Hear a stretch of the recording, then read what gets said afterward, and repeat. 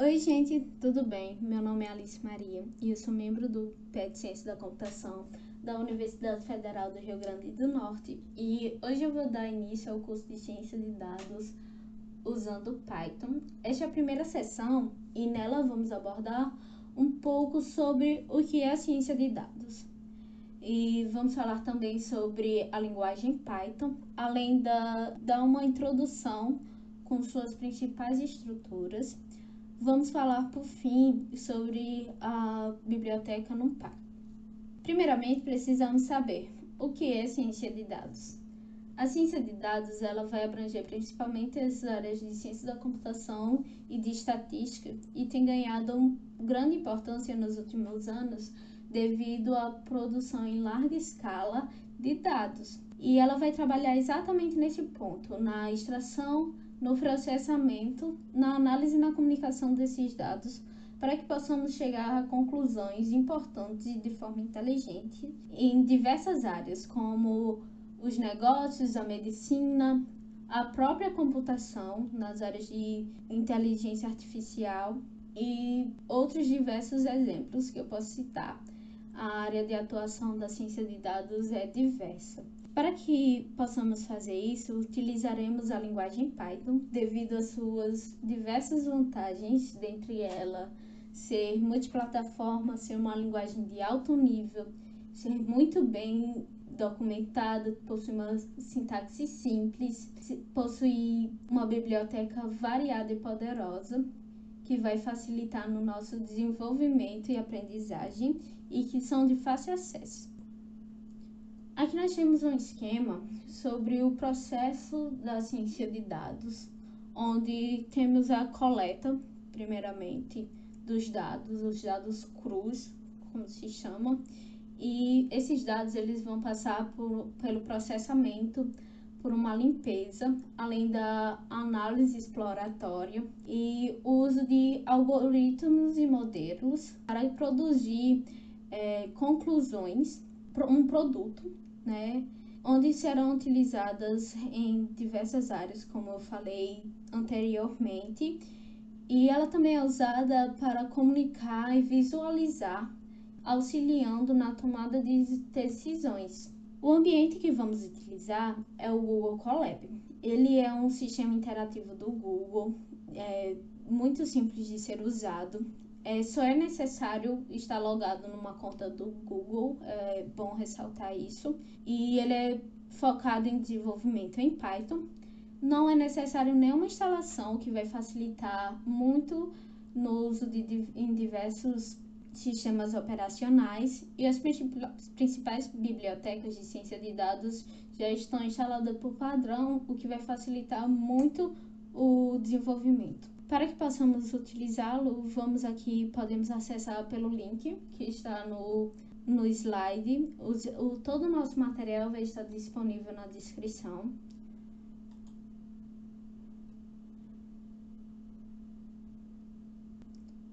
E podemos carregar o nosso notebook aqui neste link, ou podemos também acessar da seguinte forma. Vamos procurar por Colaboratory.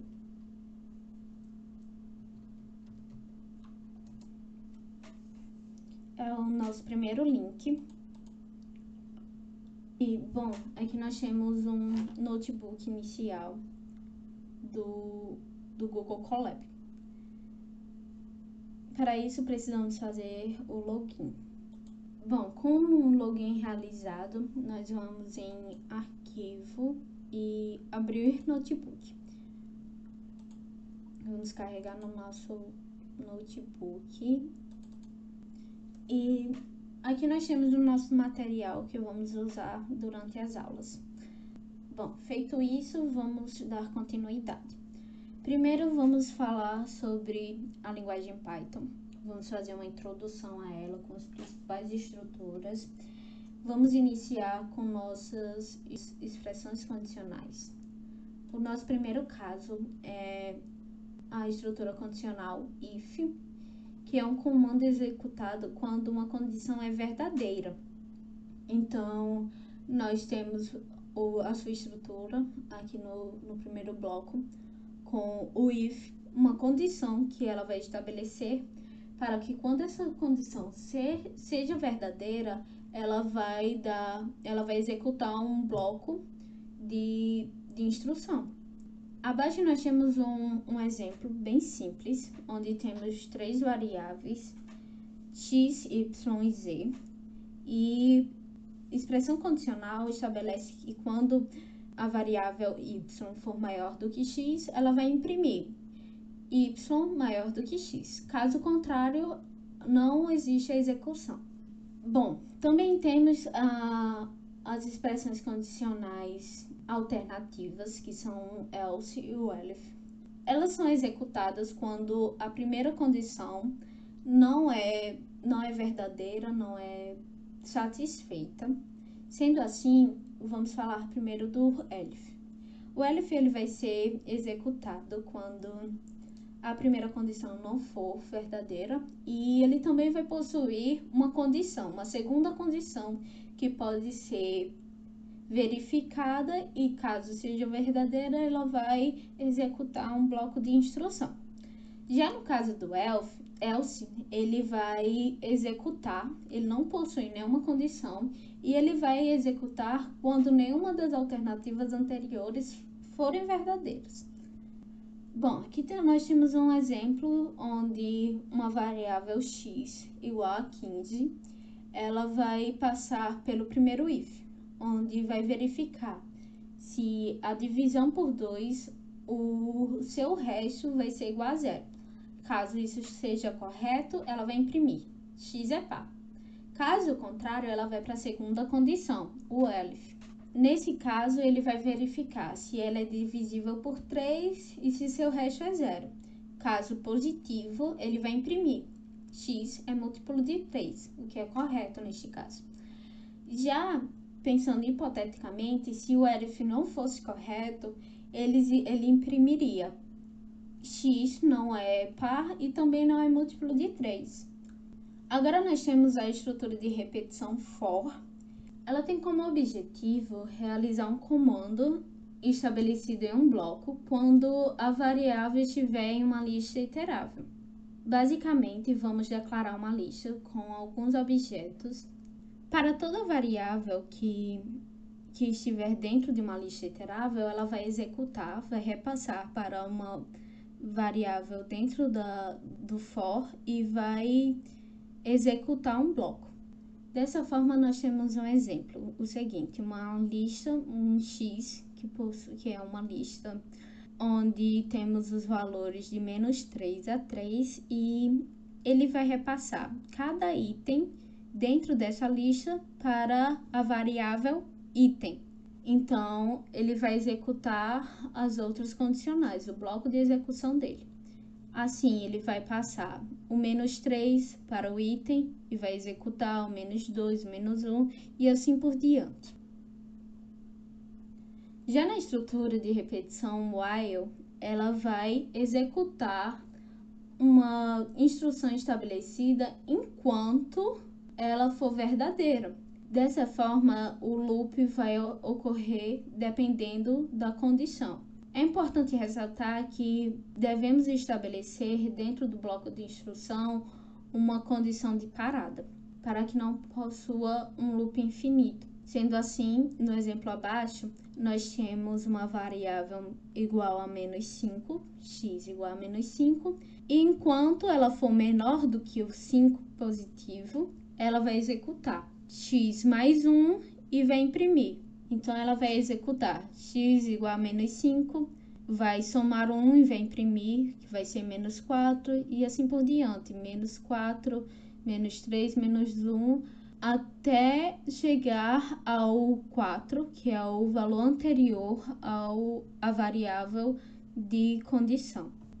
Sendo assim, vamos ao nosso notebook para que possamos praticar um pouco sobre essas estruturas de repetições e nossas expressões condicionais.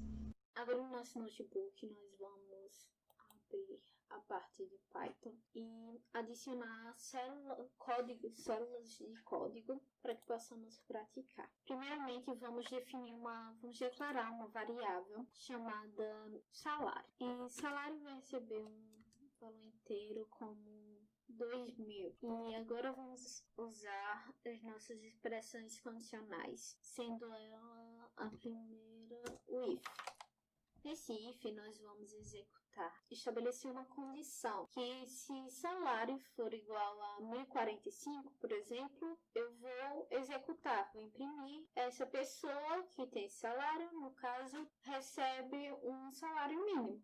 Então, vamos fazer isso. Se salário for igual a 1.045, então é importante colocar os dois pontos depois da condição. É importante também que o bloco esteja identado para que a nossa expressão condicional execute somente o que está identado. Então, eu vou imprimir que essa pessoa ganha, por exemplo, um salário mínimo caso a condição seja atendida. Aqui, ele sempre vai aparecer instruções para que você possa ver e saber como funciona.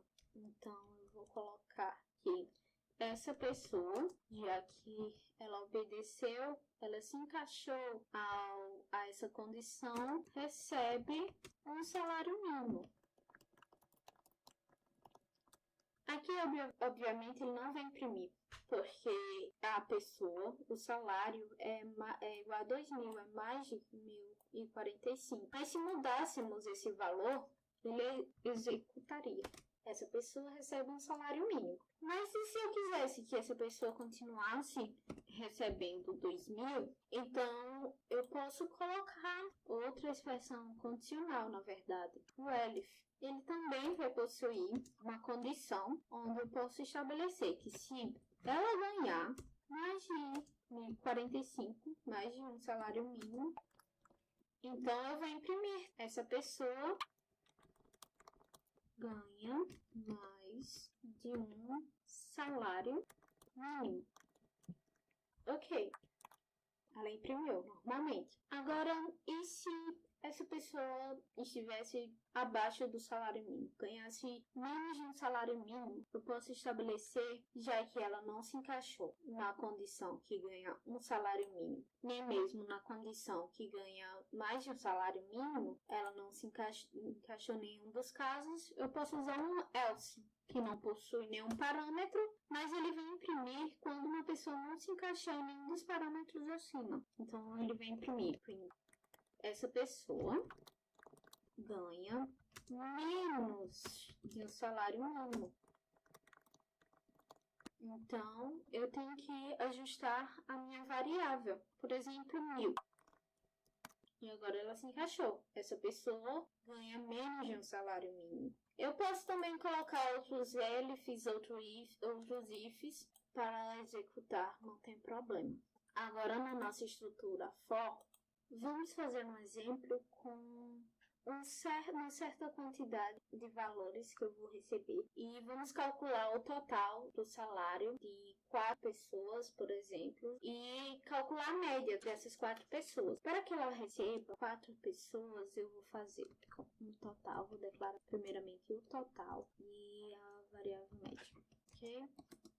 E agora eu vou usar o nosso for. Ele vai ser o for mais uma variável i dentro de uma lista. Essa lista eu vou usar com a função range. Ela cria uma lista de uma certa quantidade de elementos que eu colocar e ele vai de 0 até o valor anterior ao valor que eu coloquei no argumento. Por exemplo, eu quero 4, então serão 4 elementos do 0 ao 3. E vou colocar aqui os 2 pontos e o nosso bloco identado. E vou calcular. Declarar novamente nossa variável como na anterior. Mas agora eu quero receber valores inteiros. E colocar aqui valor do salário. Valor do salário. Aqui eu vou somar o total dos valores do salário e imprimir. Soma. é igual a um valor inteiro, nesse caso, e vou executar. Vou colocar 3 salários, vou colocar 2.000, o valor da soma sempre vai aparecer a cada loop, já que ele está dentro do bloco identado, e vou colocar novamente o valor do salário 1.045, a soma apareceu, 1.000, 6.000, e foram os 4 valores, as 4 variáveis que estão aqui dentro. Você pode perceber que foram 4 loops que ele permitiu do 0 ao 3. E eu posso até mostrar da seguinte forma, a cada loop que ele ocorrer. Por exemplo, colocar o valor de I. Vamos executar novamente e podemos perceber aqui, valor do salário, 0, o nosso primeiro item. Então, eu vou colocar 2.000 novamente, valor do salário 1. Deixa eu agitar aqui. Podemos interromper também a execução para consertar esse pequeno problema. Valor do salário total. Aqui, valor do salário 0, 2.000. Valor do salário 1, 1.045. 2.090 e 3.000, por exemplo. Prontinho. A variável I, quando o range repassou para ela o valor 0, o valor 1, o valor 2 e o valor 3. 4 loops completo. Agora vamos fazer um exemplo com a estrutura while. A estrutura while também devemos lembrar da nossa condição de parada, declarar o nosso salário, por exemplo. Anterior, vamos usar ele novamente, como 1.000. E eu vou querer alertar, por exemplo, quando um salário for abaixo do valor indicado, que é o valor mínimo. Então, enquanto o valor for menor do que o mínimo, eu vou realizar o loop. Então, eu faço desta forma. While salário menor do que o mínimo, 1.045, eu devo realizar o meu loop. Imprimir. E vou colocar um valor em float, por exemplo. 2 casas decimais está do valor mínimo. Enquanto ele for mínimo, eu vou executar. Salário. E eu tenho aqui o nosso salário, nossa variável salário também vai ser nossa condição de parada. Quando ele for maior ou igual ao mínimo, ele para o loop. Valor do salário.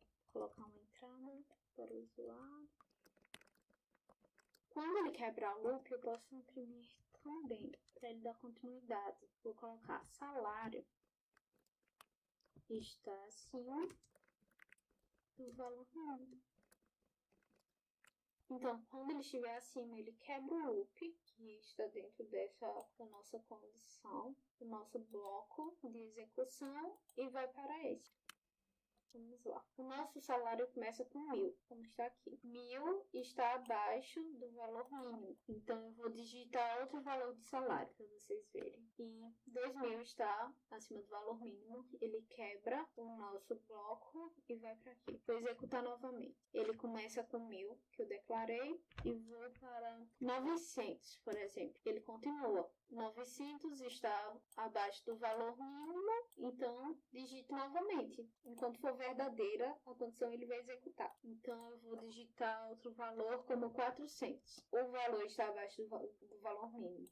O salário está abaixo do valor mínimo, até que eu coloque novamente 2.000 e 2.000 está acima do valor mínimo, que ele quebra a nossa condição e que ele obedece a nossa condição e o loop é quebrado. Agora nós vamos para nossas estruturas de dados, vamos voltar aos slides e vamos começar com nossas estruturas de dados. São de grande importância para as linguagens de programação, porque elas vão permitir armazenar mais de um item, na maior parte das vezes, correlacionados e possuir uma implementação concreta de um tipo abstrato de dado ou de tipos básicos, ok?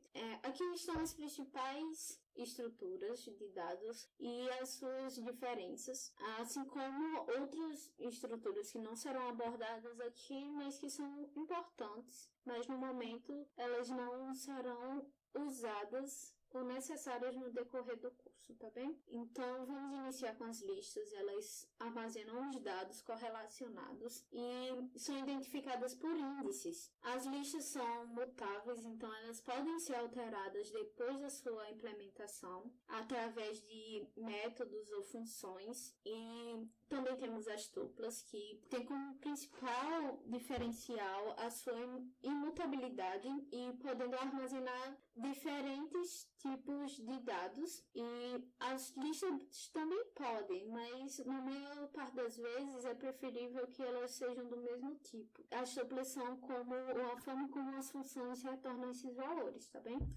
Já os dicionários, eles são mapeamentos de dados através de um par-chave valor. As outras estruturas do Python são os conjuntos, as filas e os decks, que podem ser estudados. Bom, vamos iniciar com as estruturas de dados, as listas. Elas são estruturas que armazenam dados de todos os tipos, ok? Elas são heterogêneas por definição, mas quando colocamos na prática, em boa parte das vezes, elas são implementadas como homogêneas, tá bem? Tendo em vista que esses dados são correlacionados. Elas são identificadas por itens e também podem ser mudadas, alteradas depois de implementadas através de métodos que vamos estudar logo à frente. A mutabilidade em Python, uma observação importante, é uma maneira de especificar se um objeto pode ser modificado depois de declarado,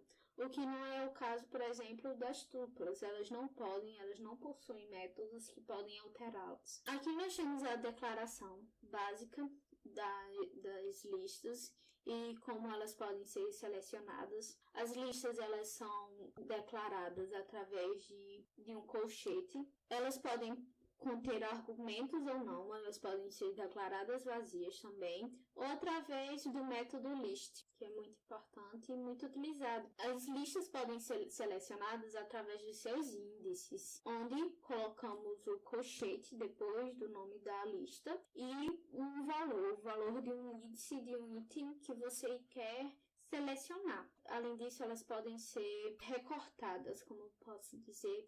Elas podem selecionar elementos do segundo ao quinto elemento. Além disso, as listas podem ser concatenadas ou repartidas. Além das demais operações, elas podem ser deletadas. E podemos verificar a dimensão das listas através do len. Aqui nós temos alguns métodos bem importantes das listas, nas quais eles podem alterar as listas depois que são implementados, como foi dito. E nós temos o append, onde ele pode inserir no final de uma lista um novo elemento. Assim como podemos remover um elemento através do remove, podemos ordenar esses elementos através do sort, podemos inserir um elemento em um determinado índice que queremos através do insert e retornar o índice de um elemento através do index.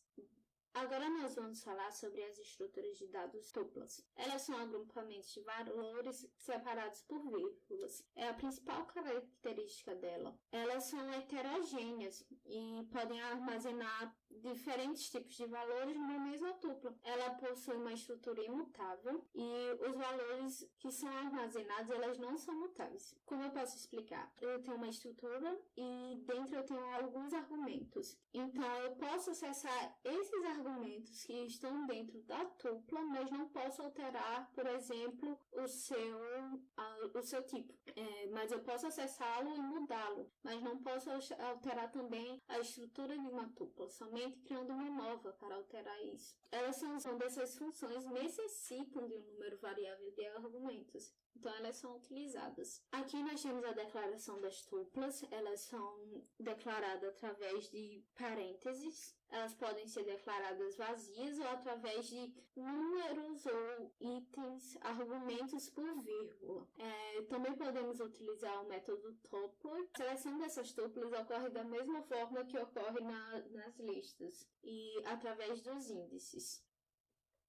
As funções, as tuplas também podem ser desempacotadas, ou seja, quando declaramos, criamos uma tupla, ela pode vir várias variáveis diferentes e depois eu posso juntá-las, ou pode ocorrer o contrário, eu posso ter várias variáveis e depois juntá-las dentro de uma tupla.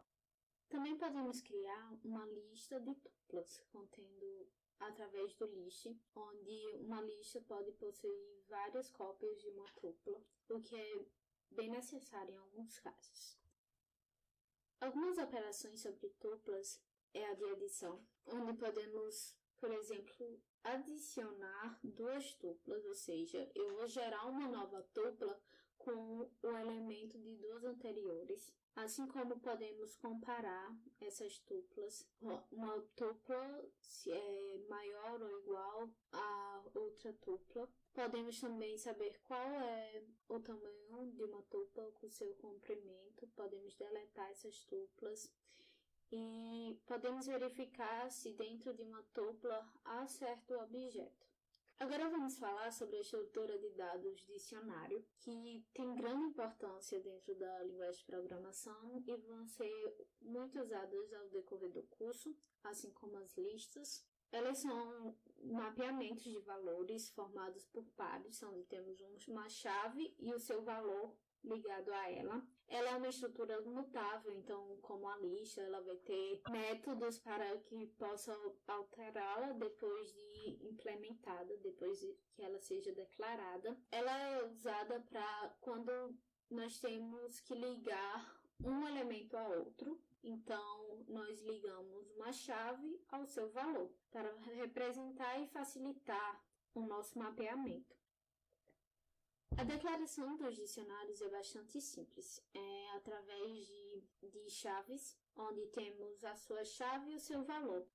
A sua chave vem antes desses dois pontos, então muitas vezes deve ser através de aspas, e os valores. Os valores podem ser números inteiros, podem ser números flutuantes, floats, strings, e pode ser criado também através do método dict. E a indexação ocorre através ou da chave ou do valor.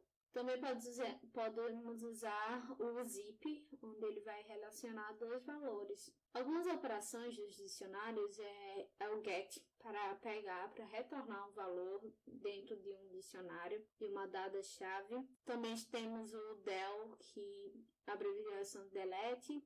Podemos remover um certo par, chave-valor. Podemos adicionar uma chave-valor através dessa estrutura aqui, onde passamos a sua chave e o seu valor. Além disso, podemos retornar o comprimento de um dicionário ou testar se dentro de um dicionário há uma chave da seguinte forma. Então, ele vai retornar true ou false, vai retornar um valor booleano. Aqui temos alguns métodos dentro dos dicionários, onde ele também vai retornar uma lista de valores dos dicionários através do values ou de chaves que podemos usar o ponto keys. Podemos também retornar uma lista de valores de tuplas. Também podemos retornar uma tupla com chave ou valor através do ponto itens. Podemos atualizar um dicionário para adicionar um conteúdo ou modificar um atual, tá bem? Podemos copiar o conteúdo de um dicionário para o outro através do copy. Podemos limpar um dicionário e podemos deletar também e retornar o que foi deletado através do pop.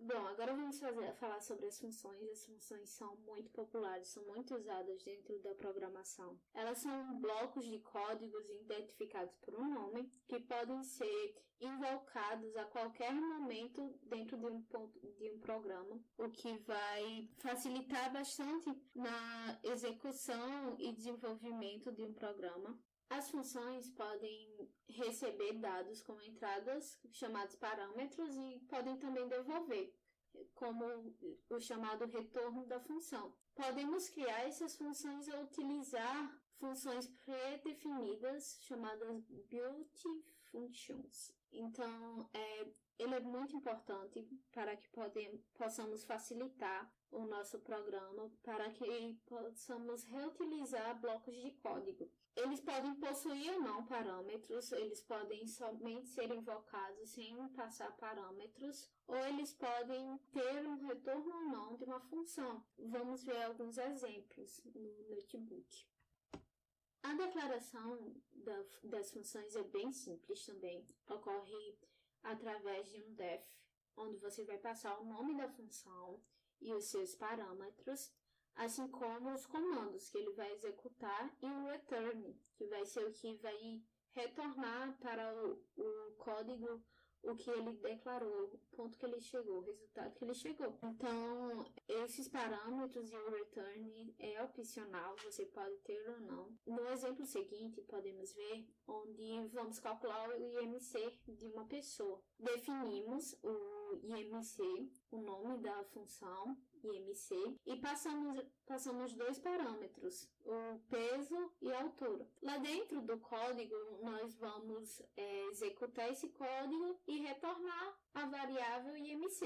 É importante ressaltar que deve ter a declaração da chamada da função, a declaração dessa função, para que ela possa passar e até mesmo chamar essa função, ou passar esses argumentos ou chamar essa função. Definimos o printIMC, onde ele recebe como parâmetro o IMC e imprime o valor que é recebido. Somente isso, ele não possui um retorno.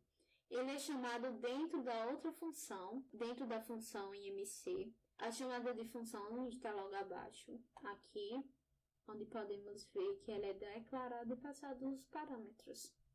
Agora vamos ao nosso notebook para que possamos praticar sobre essas estruturas mais um pouco. Bom, agora vamos aos nossos exemplos. Uma célula para executar uma lista. Eu vou declarar aqui a variável salários no plural, porque eu quero uma lista de salários, tá bem? Então, eu vou colocar 2.000, 1.000, 5.000. Eu quero alguns valores abaixo do mínimo também, então eu vou botar 300, 600, botar 2.000, 1.045, um valor logo abaixo, como 1.044. Pronto, agora vamos verificar se estão todos corretos. Eles são divididos por vírgulas dentro dos colchetes, ok? Pronto, executou. Ele não mostra porque aqui eu só estou declarando, tá bem? Eu posso imprimir eles assim. Salários, e eles são impressos aqui, tá bem? Agora, eu quero saber o tamanho dessa lista. Então, eu posso usar o len. O len, eu posso saber o tamanho dessa lista que eu estou usando. Salários. Salários tem 8 itens. Agora, eu quero, para esses 8 itens, eu quero fazer um for, onde eu quero verificar quais salários dentro dessa lista estão abaixo do mínimo. Então, eu vou declarar aqui item e em salários. Lembra que salários é uma lista iterável que pode ser repassada para um for, onde ele vai executar normalmente cada item por vez. Salários. Vou colocar os 2 pontos e o nosso bloco identado. E vou verificar se o nosso if novamente, item, que vai ser o valor passado da lista para a nossa variável, menor do que 1.045. Então, eu vou imprimir. Quando esse salário for menor do que previsto, ele vai imprimir. O salário está abaixo do valor mínimo. E vou executar, tá bem? Ups, esqueci aqui. Vou colocar novamente item. Pronto, repassou. O salário 1.000 está abaixo do valor mínimo Ou seja, ele verificou todos os elementos que estavam dentro da lista menor do que 1000 e repassou e imprimiu, tá bem? Ele vai pegar todos os elementos e vai repassar para a variável item e executar no bloco.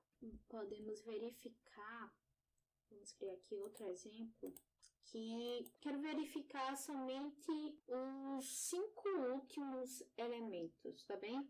Então, eu vou fazer da mesma forma um for, onde eu tenho um item de salários, e eu vou verificar somente os 5 últimos. Eu quero recortar esses 3 primeiros, tá bem?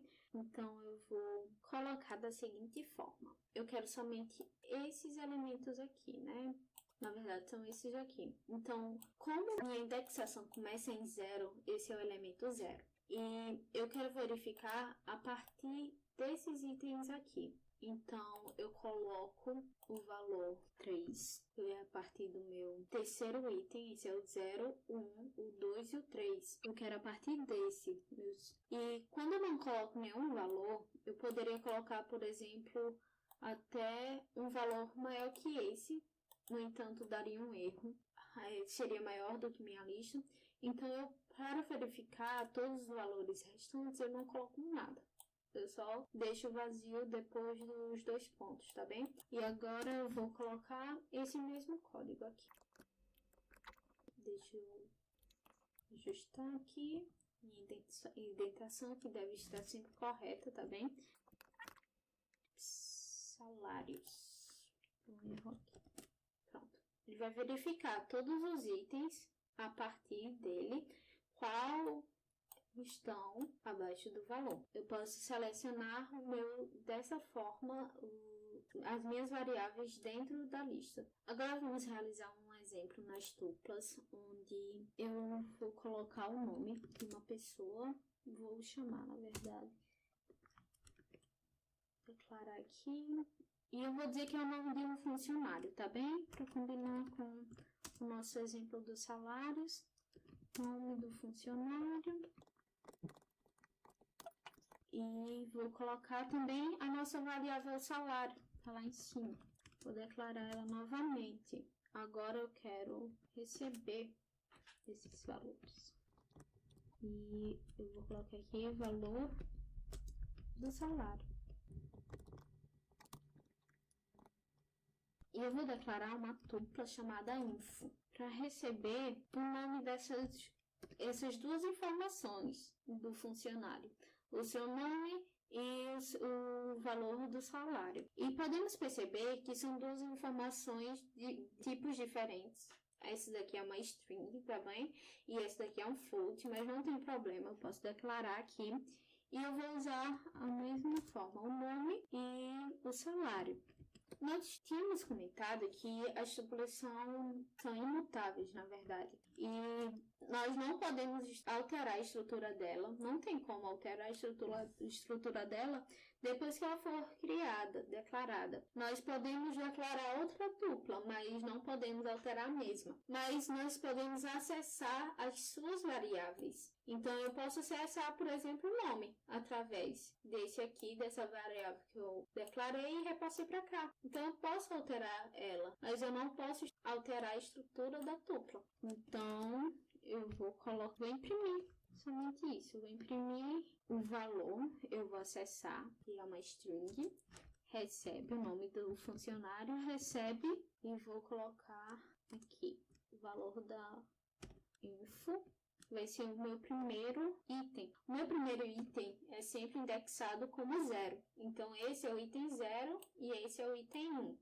E vou colocar o segundo valor, recebe info. Pronto. E vou imprimir aqui. Vou colocar o nome do meu funcionário. Vou botar, por exemplo, João. João, ele recebe 2.000. João recebe 2.000. Eu também posso declarar da seguinte forma. E aqui é uma tupla, né? Ponto 2. Vou colocar o nome do meu funcionário, João, novamente. O valor do salário dele. E eu vou ter João recebe 2.000. Pronto, esse foi nosso primeiro exemplo com as tuplas. E agora nós vamos falar um pouco sobre os dicionários. Vamos trazer alguns exemplos dos dicionários, tá? E vou declarar um dicionário chamado info, porque eu quero saber quanto Ana recebe, quanto Pedro recebe, quanto João recebe, quanto José recebe. Então, para que eu não realize mais de uma expressão, de uma estrutura, faça uso de mais de uma estrutura para correlacionar esses dois itens, então eu vou usar um dicionário. E ele é bem simples. Eu vou passar, por exemplo, João, ele recebe 2 pontos, por exemplo, 2.000, como foi antes. Eu posso usar também Ana, ela recebe um valor de 3.000. José, ele recebe um valor, tem que estar entre aspas, de 5.000. Certo? Então, todos os valores foram declarados com a sua chave e o seu valor associado. Vamos rodar e rodou, funcionou, vou imprimir aqui. Pronto.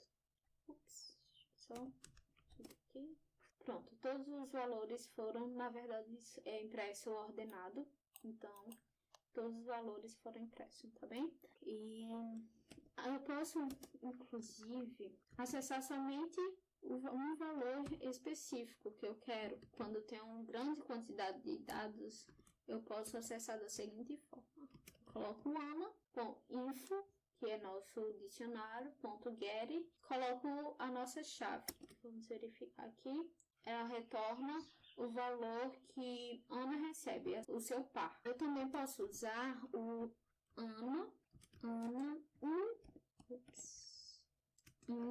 info para verificar se Ana está dentro do nosso dicionário, tá bem? E ele vai retornar um booleano true. Ela está dentro do nosso dicionário. Agora eu vou adicionar outra célula, outro exemplo. Eu quero verificar da seguinte forma. Eu posso declarar um dicionário da seguinte forma, com info novamente, usando aquela função, o dict.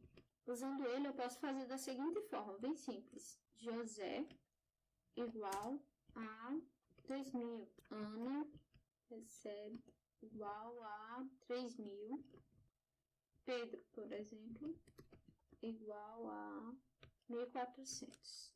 Vamos ver se dessa forma funciona. Pronto, executou, funcionou. Posso imprimir também. E ele já retorna um dicionário ordenado, tudo completo. Um dicionário com os valores que eu repassei. A chave e o valor, entre aspas. Eu posso, por exemplo, deletar também desse dicionário Pedro que eu não utilizei da outra vez. Eu tenho que estar dentro desse dicionário, tá bem? E entre aspas. E ele já vai poder me devolver. Criar outra célula aqui para acessar o nosso info, o nosso dicionário anterior. E agora só tem Ana e José. Agora vamos para um exemplo de função.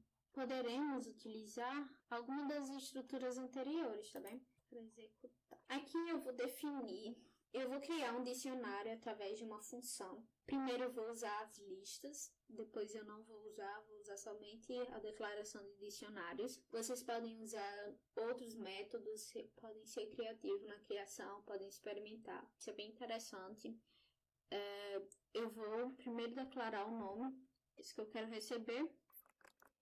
Nome do funcionário, como um exemplo assim. Eu quero o salário dele novamente. Tá? Eu vou usar E eu vou passar esses dois dados, novamente para uma tupla. Info vai ser igual a minha tupla. Nome, com as variáveis nome e salário. Ok? E agora eu posso usar um dicionário. Eu vou fazer uma função chamada dados e vou declarar ela aqui, vou chamar ela e vou passar. Ela vai ser com argumentos, tá? Com parâmetros. Eu vou declarar aqui, pronto. declarei. Aqui mais acima eu posso, podem observar que eu posso usar em qualquer ponto código. Então eu vou fazer a função aqui. Definir, eu vou usar dados, o nome da minha função, e vou passar os seus parâmetros. Eu vou botar aqui uma variável i, tá? Aqui eu vou fazer uma lista com as tuplas que eu estou passando. Você pode perceber que eu estou passando duas variáveis de uma vez só, através de uma tupla, para a função dados. Então, ela vai receber essa tupla e vai, por exemplo, colocar dentro de uma lista. Essa lista eu vou usar o append para adicionar dentro dela. Eu vou declarar essa lista aqui acima para que ela possa armazenar os dados que eu quero, que eu vou repassar para ela, tá bem? Então, vou declarar ela aqui vazia mesmo, para que ela seja executada somente uma vez e não todas as vezes que eu executar esse código aqui, tá bem? Declarei minha lista, vou executar, ela executou e agora eu vou voltar ao meu código normalmente. E eu vou usar uma variável, vou criar uma variável chamada dictInfo, transformar essa lista com tuplas em um dicionário. Isso é possível e é bem fácil de fazer. Eu vou pegar essa lista, vou usar o dict, a função dict, prontinho, e eu vou retornar esse valor. Eu quero retornar essa variável dict, que armazena o meu dicionário. Então, eu vou usar o return info. Pronto. Agora eu vou imprimir. É importante que eu possa tanto retornar e imprimir, ou imprimir dentro da função já, ou retornar para poder imprimir. Aqui eu vou imprimir logo. Print. Eu vou passar primeiro o dado, né, do meu funcionário. Eu quero, por exemplo, um João, e ele vai receber um salário de 2.000, tá bem? Ele já vai imprimir dicionário. Se eu executar novamente, ele vai pedir outro nome. Botar Pedro 1400. Ops. Pedro 1400. 1400. E ele vai armazenar, ele vai adicionando, cada vez que eu executo, ele vai adicionar um novo item, um novo par chave valor. Então, 2.000, todos aqui. A cada vez que eu executo, ele adiciona um valor, ele vai repassar o nome que eu coloco aqui e o salário para uma tupla, e essa tupla vai armazenar esses dois valores e vai repassar, e vou chamar essa função. Quando eu chamar essa função, ela vai repassar o meu argumento e vai adicionar numa lista. Essa lista que eu já executei aqui, e vou criar depois um dictInfo, um dicionário com o meu método dict, com as listas que eu criei aqui, tá bem? Uma forma bem mais fácil de fazer esse código é da seguinte maneira. Aqui eu vou executar, aqui eu quis usar várias formas, várias estruturas para que vocês vejam que elas podem ser interligadas e podem ser usadas normalmente. É bem fácil de utilizar, só precisa de um pouco de treino. Mas uma forma bem mais fácil de fazer esse mesmo código é da seguinte forma. Aqui eu vou declarar antes meu dictInfo. Pode ser outro nome também, não tem problema. Mas eu quero fazer um dicionário vazio. Vou executar ele vazio, tá? Mais uma célula de código. E eu vou agora fazer da seguinte forma. Ele vai funcionar da seguinte forma. Eu vou definir nesse dicionário um dados 2, para que não possa utilizar aquele de cima. E eu vou usar aqui, eu não vou usar nenhum parâmetro, não vou passar nenhum parâmetro para eles, e dentro da função eu vou pedir as minhas variáveis. Nome do funcionário, novamente.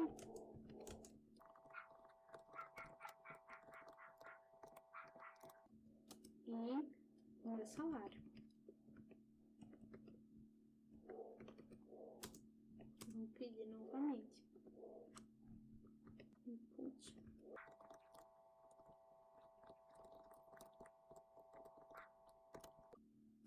E agora eu vou já repassar para o meu dicionário info, e eu vou repassar o nome que eu declarei aqui acima e o salário, já para dentro do dicionário, tá bem? Então, eu vou adicionar o nome, que vai ser a minha chave, e o meu valor, que vai ser o salário. E eu vou retornar, eu já posso imprimir, mas eu vou retornar esse dicinfo. Eu quero imprimir esses valores, tá bem? Dados 2. Eu vou também chamar essa função, tá bem? Aqui eu chamei a minha função. João, também nosso exemplo. E João, ele ganha 2.000. E ele já vai imprimir aqui. Aqui foi um espaço que eu dei um enter, ou dei um space ali. Mas podemos executar novamente. E ele, posso colocar outro valor, Pedro. E 2.000. 2.000 não, tá 3.400. E ele já vai adicionar um novo valor, tá bem? Agora, novamente no nosso slide, nós vamos iniciar um novo tópico. Vamos falar sobre a biblioteca NumPy. A biblioteca NumPy, ela é uma biblioteca muito popular e é a base de várias outras bibliotecas, também várias outras bibliotecas utilizam ela nos seus códigos, e ela é utilizada basicamente para manipulação de arrays, para cálculos, dentre outras diversas coisas que vamos estudar aqui. E ela é a abreviação do Numerical Python. Ela é utilizada em diversas áreas, como o Machine Learning. Agora, novamente no nosso slide, nós vamos iniciar um novo tópico. Vamos falar sobre a biblioteca NumPy. A biblioteca NumPy, ela é uma biblioteca muito popular e é a base de várias outras bibliotecas, também várias outras bibliotecas utilizam ela nos seus códigos, e ela é utilizada basicamente para manipulação de arrays, para cálculos, dentre outras diversas coisas que vamos estudar aqui. E ela é a abreviação do Numerical Python. Tendo ciência de todos os argumentos apresentados sobre a importância da biblioteca NumPy, vamos ver alguns pontos importantes sobre ela. Primeiramente, precisamos saber como importar a biblioteca NumPy para o nosso ambiente de execução, o Google Colab. Então, é bem simples, é só usar o import NumPy as np para importar todo o pacote. Para importar parte do pacote, precisamos importar com from NumPy import e a parte do pacote que você deseja importar. Importar parte do pacote vai ser às vezes necessário quando se quer economizar espaço, memória. Agora, como criar arrays? As arrays são criadas a partir de funções do NumPy, onde podemos passar listas, arquivos importados, dentre outras formas. Existem várias formas de criar um array. Além disso, a indexação, a seleção das arrays é bem simples e bem parecida com a das listas. É bom ressaltar que as arrays são um objeto imutável. Então, todos os métodos que acontecerem com elas, usarem com elas, serão criando outras arrays. Aqui estão alguns atributos e métodos com arrays, que podem retornar a sua dimensão com ponto shape, o número de dimensões com o ponto ending, o tamanho de um array com ponto size. Podemos retornar também a transposta de um array com ponto t ou ponto transpose, o toList para retornar um array como uma lista, assim como outros para alterar a forma e o tamanho da array, como o ponto resize, e o ponto reshape para alterar a forma de uma array. Então, todos esses métodos serão analisados no notebook a seguir. Agora vamos ao nosso notebook para que possamos exercitar tudo o que vimos. Vamos importar a biblioteca, criar arrays e usar todos os métodos que aprendemos, tá bem? Então,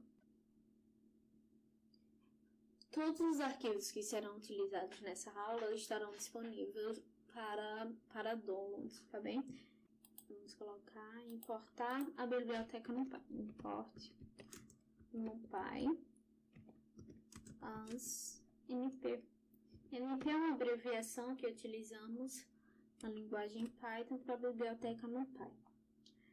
Podemos também importar somente uma parte desse pacote, o que é vantajoso quando não queremos usar muitas funções, mas e poupar memória. Então, vamos importar somente a array do NumPy. NumPy from NumPy. Então, eu vou importar array. Executei, tudo bem. Pronto. Agora vamos criar algumas listas, algumas arrays a partir de listas, a partir de funções e de dados externos. Aqui está basicamente uma função, como é a função para criar uma array, tá bem? E todos os parâmetros que ela utiliza e que podemos manipular também. Clicando aqui, nós vamos abrir a página da biblioteca NumPy, onde vamos ter outras diversas funções para criar um array. Aqui, por exemplo, temos a NumPy.empty, que vai criar uma array vazia, tá bem? Então, vamos voltar ao notebook. As arrays são criadas a partir desse modelo, onde passamos o nosso objeto, o tipo iterável do Python.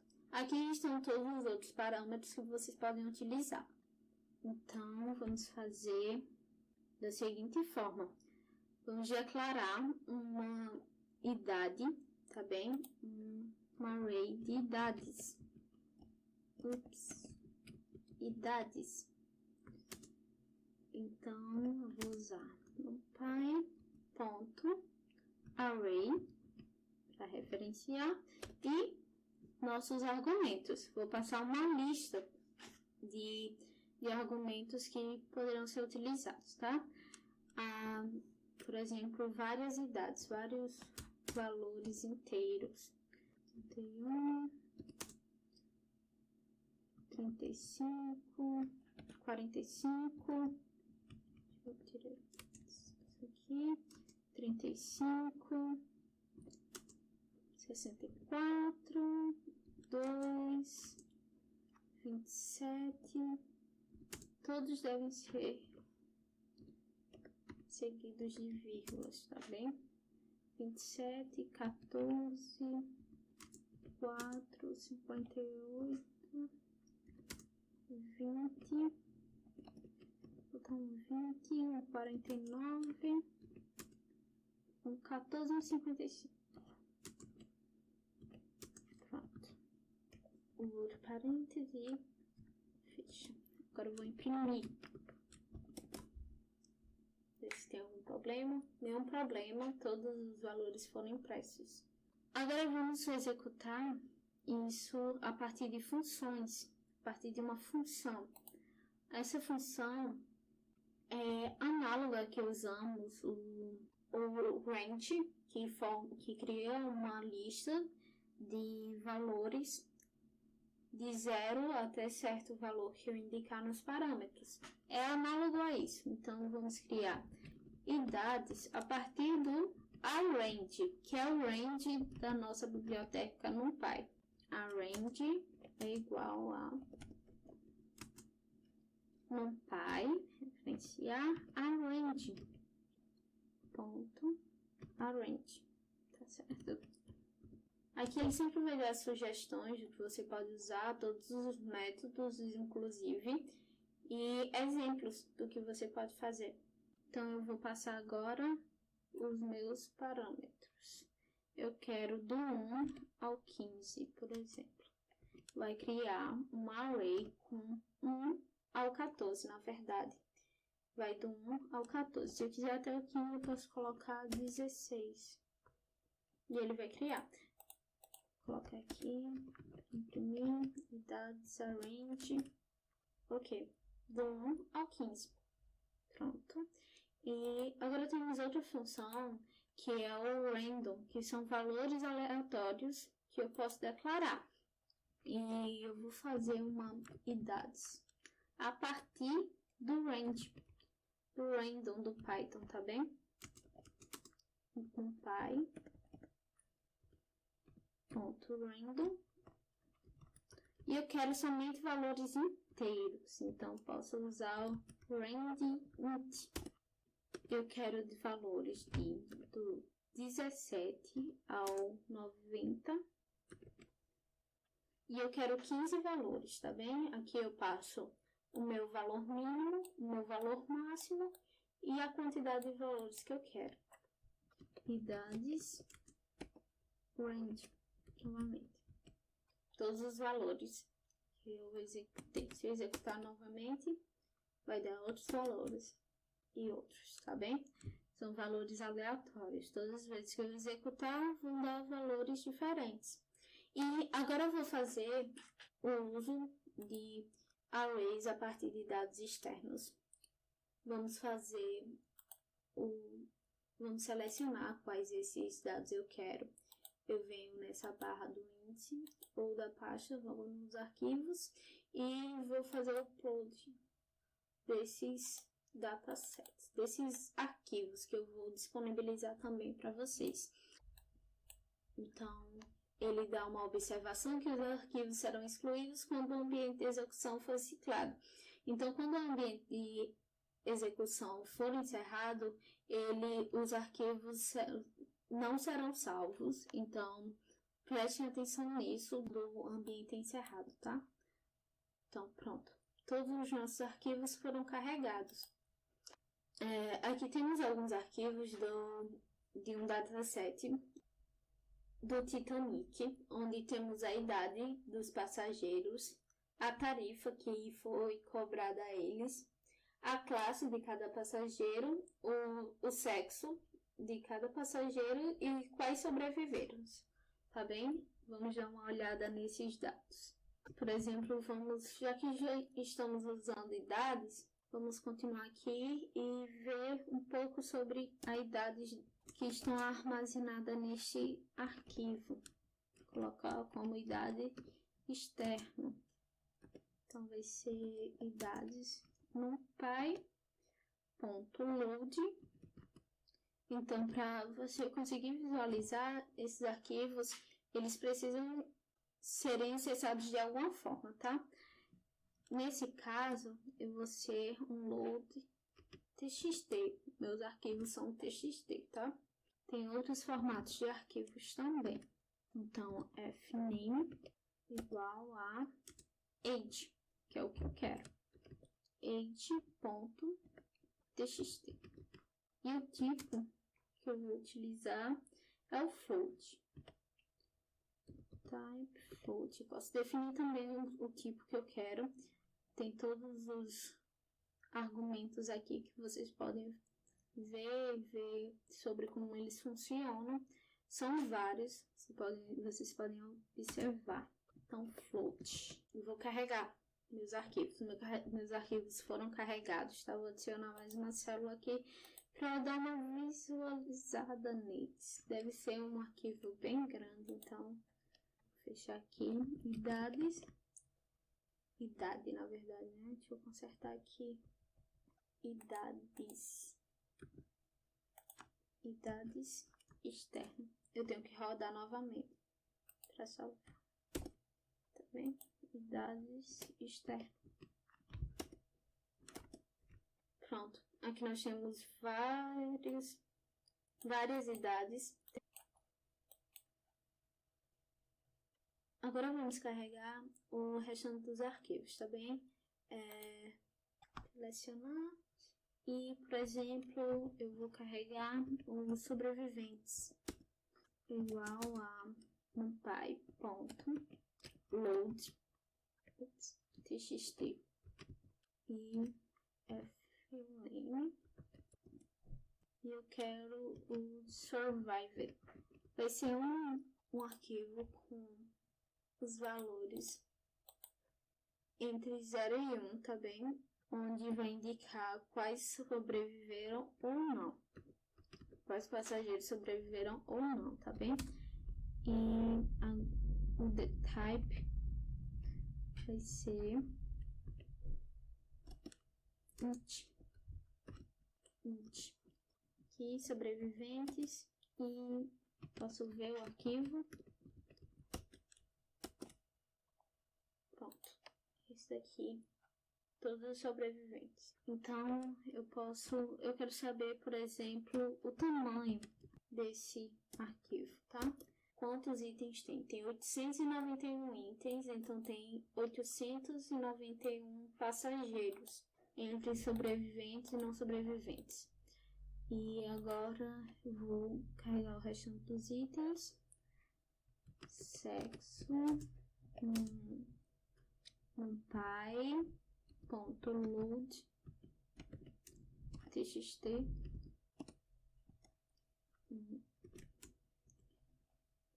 name sex.txt e executei, imprimir novamente, filmei o meu. Eu quero também o tamanho desse arquivo, 891 também. E por último, vamos para o sobrevivente, já foram, sexo já foram. Bom, falta class, então eu vou copiar esse aqui e executar, tá bem?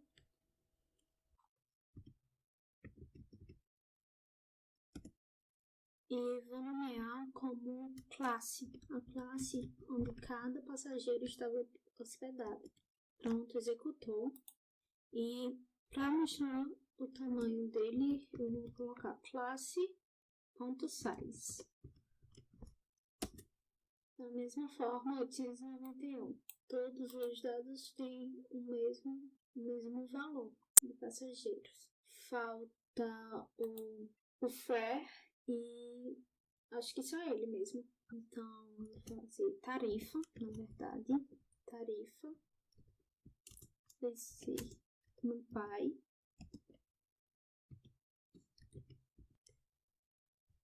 The type ele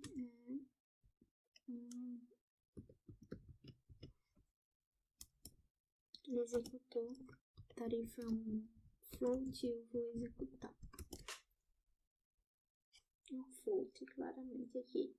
Eu vou só executar com minúsculo para ficar um padrão, como nos outros. Todas as tarefas, ok? Também podemos criar arrays multidimensionais com um simples passo, que é muito simplificado pela biblioteca NumPy. Eu vou pegar, por exemplo, um bidimensional, vou nomear assim, para facilitar na nossa identificação. E vou colocar NumPy, novamente, call stack. E vou colocar dentro do argumento uma tupla com os dois arquivos que eu quero, com as duas variáveis que armazenam esses dados importados. Então, eu quero, por exemplo, sobreviventes e o sexo de cada sobrevivente. Vou executar. Executou já. Mostrar para vocês como funciona imprimindo. Pronto.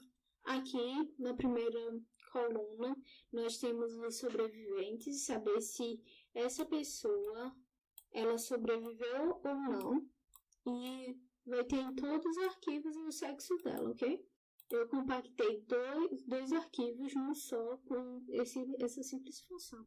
Agora nós podemos selecionar itens dentro desses arrays de uma forma bem simples.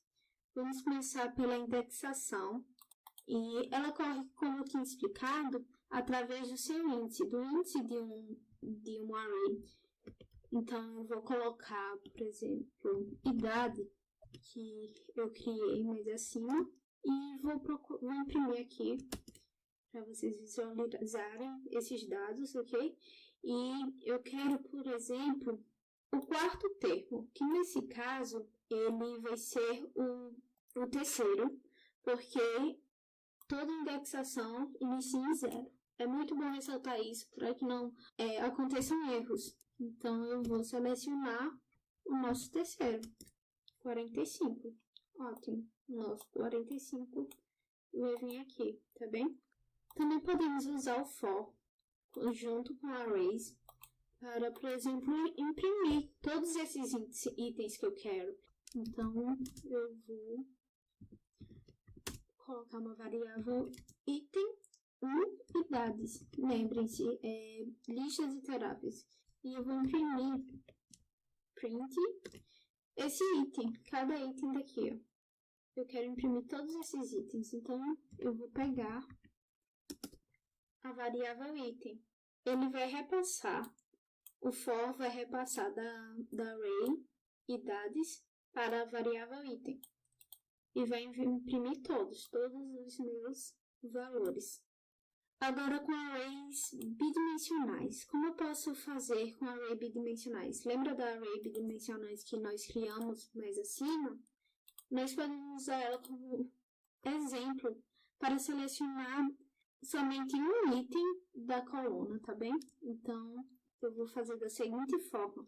Eu vou selecionar, chamar bidimensional, nossa variável, e eu quero o primeiro item. Eu quero o sexo da pessoa do primeiro item. Então, vai ser 0, que é o nosso primeiro item, e o sexo da pessoa está na segunda coluna. Então, vou imprimir, é um homem, e podemos verificar aqui acima.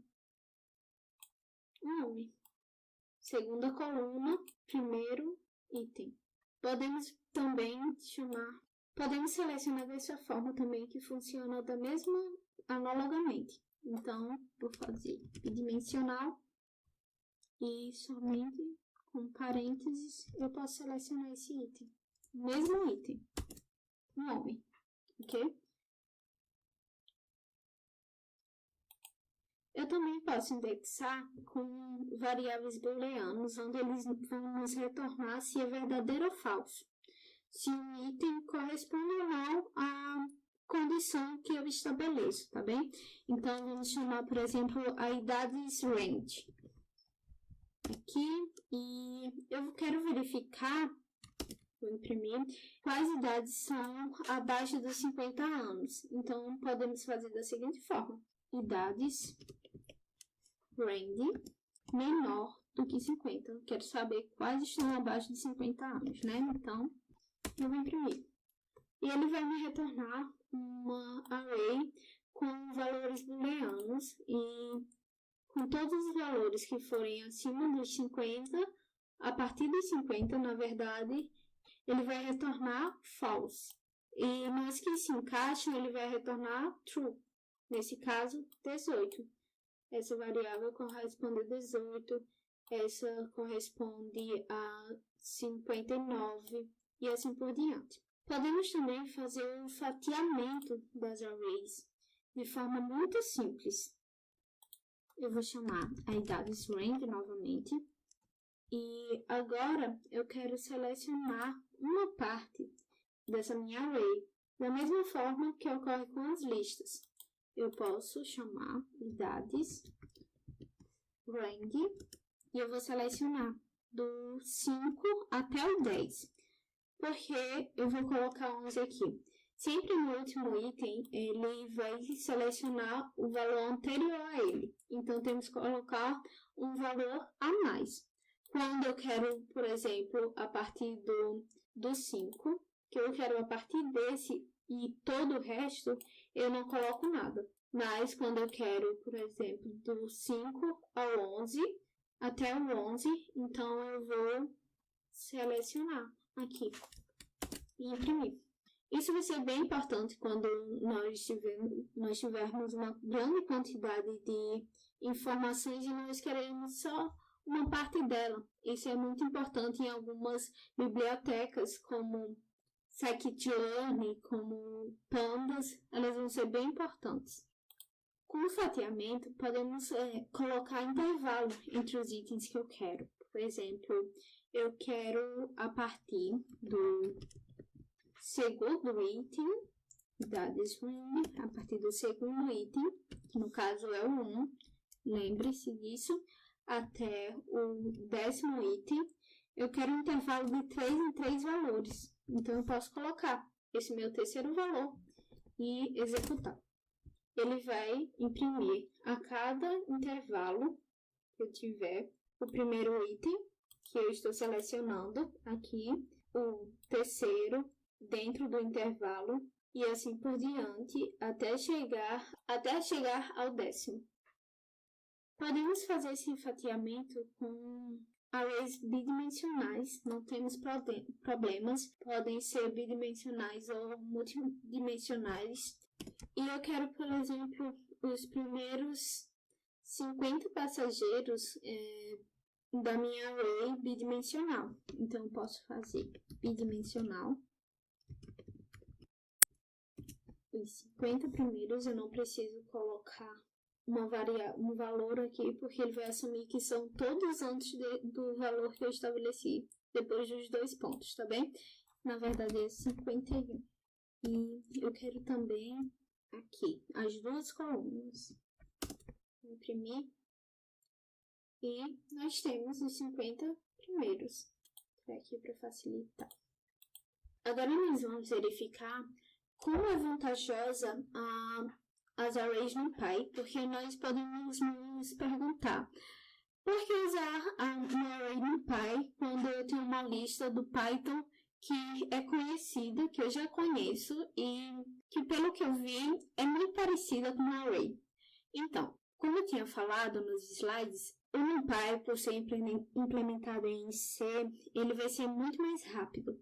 Então, nós vamos fazer um teste onde podemos verificar essa comparação entre uma array NumPy e uma lista do Python. E para verificar esse desenvolvimento, nós vamos criar uma lista do Python, na qual nós vamos armazenar 1 milhão de itens. Eu vou criar uma lista com 1 milhão de itens com range, tá?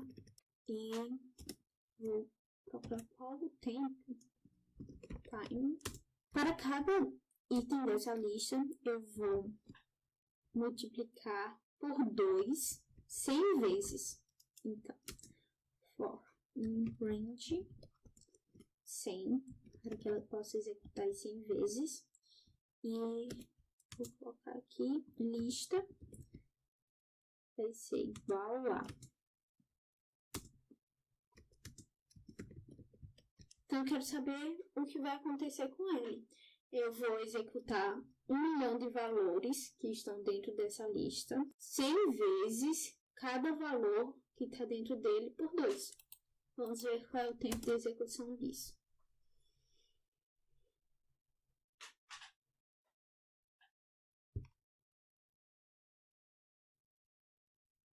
Bom, o tempo de execução dele foi de 9,69 segundos.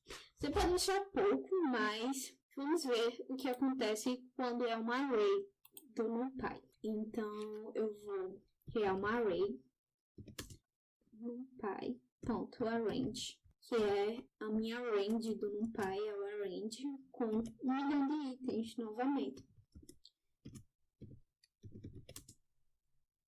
E vou colocar da mesma forma que aconteceu com esse daqui, eu vou executar com esse. Range. Eu quero executar 100 vezes, então eu vou usar um range mesmo. Sim. Array. Vezes 2. E bom, foram 186 segundos. Então, a mesma coisa que eu fiz com uma lista Python, eu fiz com uma array NumPy, só que o grande diferencial dela é a agilidade, essa rapidez, essa rapidez na execução que é impressionante, com apenas 186 milissegundos, é uma diferença assim incrível. E aqui pode ser algo pequeno, mas quando nós vamos processar grandes quantidades de dados, isso vai ser muito importante, porque vai agilizar muito o processo de desenvolvimento. Essa é uma das importâncias da array NumPy. E, além disso, nós podemos usar outros vários métodos, outras várias funções com ela, que está disponibilizada na documentação do NumPy. Agora nós vamos utilizar alguns atributos e métodos que já foram citados nos slides. Vamos colocar eles em execução. Aqui nós temos o shape do NumPy e ele quer saber quantos elementos tem numa função, qual o seu tamanho, na verdade, e quantas dimensões ele tem dessa nossa array. Então, eu vou colocar o nosso bidimensional para mostrar quantas dimensões ele tem, bidimensional, e vou usar o ponto shape. Aqui ele retornou que tem 2 dimensões, cada uma com 891 itens. Já no número de dimensões, ele vai retornar somente quantas dimensões essa array possui. Então, vou colocar aqui bidimensional, ponto, end, e executar 2 dimensões, bem rápido. Agora, eu quero saber qual é o formato, qual é o tamanho total dessa array NumPy. Então, ele vai retornar um número total de elementos. Então, vamos utilizar o bidimensional novamente. E eu quero saber quantos valores totais tem nessa array. Ponto size, vou executar. E tem 1.782 itens, que é o dobro de 891, claramente.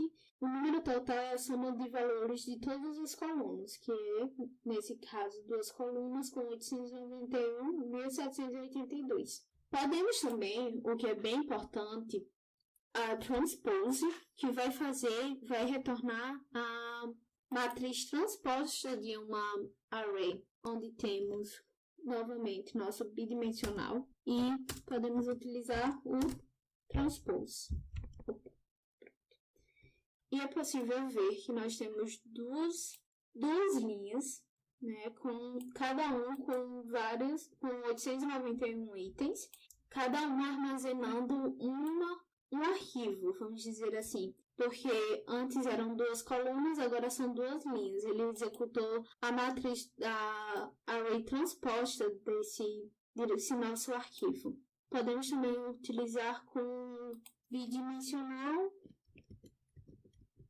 ponto transpose, que é bem simples, retorna a mesma coisa. Aqui, vamos verificar, lembra que eu tive uma dúvida se um arquivo era float ou não? Então, aqui podemos verificar se um arquivo ou uma variável, qual é o tipo dela. Então, vamos verificar aqui, por exemplo, o tarifa, e eu quero o seu tipo de type. A tarifa é um float, ok? Tranquilo. E nós podemos usar de outra forma, que é o type. Por exemplo, unidades. Vai retornar que é uma array NumPy, que é, na verdade, o tipo que armazena os valores de dados, tá bem? Já no resize, ele vai retornar um novo array, os mesmos dados, mas tamanho e forma diferentes, dependendo dos dados repassados, tá bem? Então, eu quero, por exemplo, unidades arrange, E vou executar aqui para mostrar. E eu quero ele de outra forma, eu quero ele com 2 colunas. Então, eu posso usar o idades arrange.resize. E aqui eu vou repassar uma dupla com os valores que eu quero. Que nesse caso são 2 colunas com 8 itens. Você pode verificar que nesse caso ele não vai corresponder, tá bem? Porque ele tem 15 itens e eu quero fazer o formato dele em 16 itens, ok? Isso não seria possível, idealmente, mas a solução do resize é quando não tiver um item verificado, ele vai usar o refcheck, e eu vou colocar como false, para que quando tiver um item extra que eu não tenho o que colocar, uma variável para colocar ele vai armazenar um 0, tá bem? Então, vou executar e eu vou verificar o idades arrange. E agora tudo certo. Tenho 2 colunas, cada uma com 8 itens. E no último item, que sobraria, devido a ser um número ímpar, ele coloca um 0. Simples. E muito útil. Agora vamos para o reshape. O reshape ele é bem parecido com o resize, mas o diferencial dele é que ele vai alterar somente a forma. Ele não vai alterar, por exemplo, a quantidade da minha array. Então, eu vou novamente com idades e eu quero imprimir primeiramente para mostrar qual é o tamanho dele.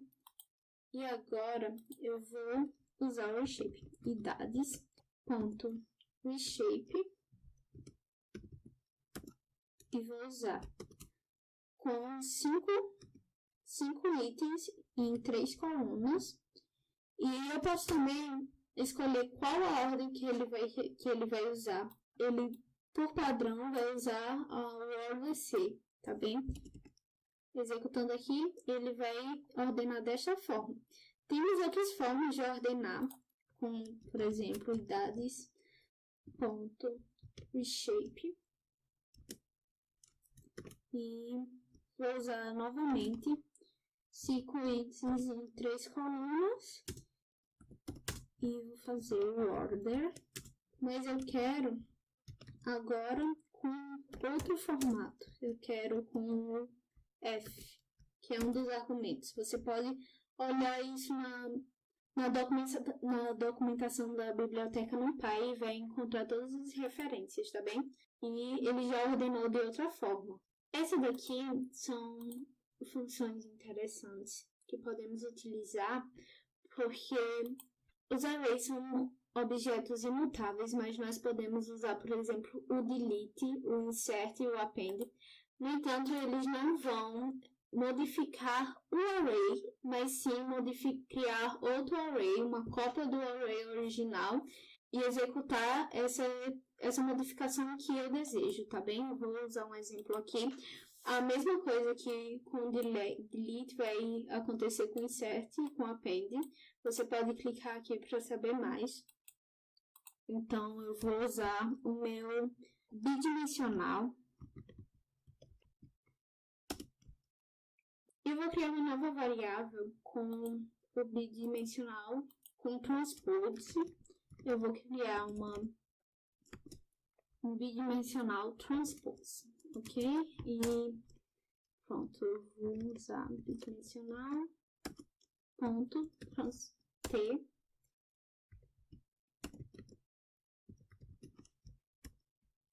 ponto underline transpose. E aqui ele retornou a transposta do meu bidimensional original. E vamos dizer, por exemplo, que eu quero apagar essa primeira linha do meu bidimensional, ok? Então, eu vou selecionar essa primeira linha que eu quero deletar. Então, eu vou usar numpy.delete bidimensional a primeira linha, axis. Vamos testar para ver se dá certo. Pronto, agora eu só tenho a minha coluna sexo, porque eu retirei a coluna sobreviventes. Na verdade, eu retirei a minha linha sobreviventes, que eu fiz o transpose, e eu retirei a minha linha sobreviventes, e ficou somente a linha sexo, tá bem? Dando continuidade. E dando continuidade, vamos falar um pouco sobre estatística com array, alguns métodos e funções que vão auxiliar nesses cálculos, tá bem? Então, eu posso fazer da seguinte forma, é bem simples. Posso usar o dados.sum e ele vai retornar a soma total desses valores. Também podemos fazer de formas diferentes. Podemos usar o idades. Vou colocar aqui, por exemplo, soma. E vou fazer um reshape, usando aquela nossa função, nosso método reshape. Vou dividir o idades em 3 colunas. Vou imprimir, print soma. E vou agora somar cada coluna desse meu reshape, dessa minha variável que está armazenando idades. Então, nós podemos dividir, manipular muito bem as arrays com a biblioteca NumPy. Eu vou pegar o nosso soma.sum e eu quero somar as colunas, ok? Então, keep true. E ele vai me retornar as 3 colunas, né, que eu imprimi com print soma e a soma total de cada coluna, o que é bem interessante, bem legal na execução de alguns problemas. Também podemos, por exemplo, naquele nosso dado de sobreviventes, saber quantos sobreviventes restaram, quantas pessoas sobreviveram, né? Já que são com zeros e uns, os sobreviventes somar tranquilamente que eu vou saber a quantidade de sobreviventes desse dataset, tá bem? Vou imprimir. E teve 342 sobreviventes, o que é bem interessante, bem legal de saber, né? Agora, eu quero saber a média dos valores que cada pessoa pagou. Eu vou fazer, por exemplo, com o tarifa. E eu vou fazer a média com minha.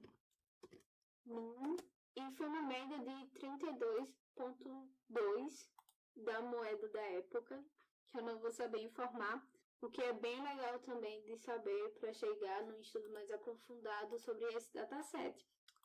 Agora eu quero saber qual é a mediana das idades dessas pessoas que estavam no Titanic. Qual é a mediana? Então eu posso usar o NumPy.median e eu vou colocar o meu idades externo, que é como nomeamos esse arquivo. E axis igual a 0.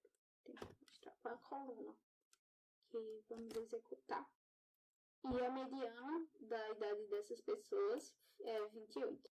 Por último, vamos fazer uso de algumas funções da nossa biblioteca NumPy. E vocês podem clicar para saber mais, tem muitas outras funções que vocês podem usar. E é bem interessante para manipular uma grande quantidade de dados. Os resultados podem sair meio sem lógica, porque eu vou usar os nossos arquivos que nós importamos, não são dados específicos. E com o NumPy, eu vou referenciar o log e vou passar o meu idades externos, que vocês vão verificar que ele vai fazer o log de todos esses dados. Pronto, agora eu vou verificar os dados, log, e ele vai imprimir todos os logs das idades, ok? Isso foi um exemplo, assim, meio superficial, mas que vocês podem ver o potencial das nossas arrays. Ou podemos fazer dessa seguinte forma, o que vai facilitar ainda mais. Podemos Já dentro dos parâmetros, falar qual vai ser a saída. A saída vai ser idades log, ok? E vai executar da mesma forma. Esse mesmo processo vai acontecer tanto com as funções de exponencial como as de raiz quadrada. Vai acontecer da mesma forma e eles têm... E toda a sua estrutura está aqui. Você pode verificar também os detalhes na documentação, onde vão ter outros exemplos, tá bem? Então, gente, nós encerramos com essas estruturas, essas funções no Py. Foi nosso último tópico. Quero agradecer a todos que acompanharam essa aula. Foi um grande prazer apresentar e aprender sobre essa área e passar para vocês. As aulas seguintes estão disponíveis e vocês já podem acompanhar também. Obrigada a todos.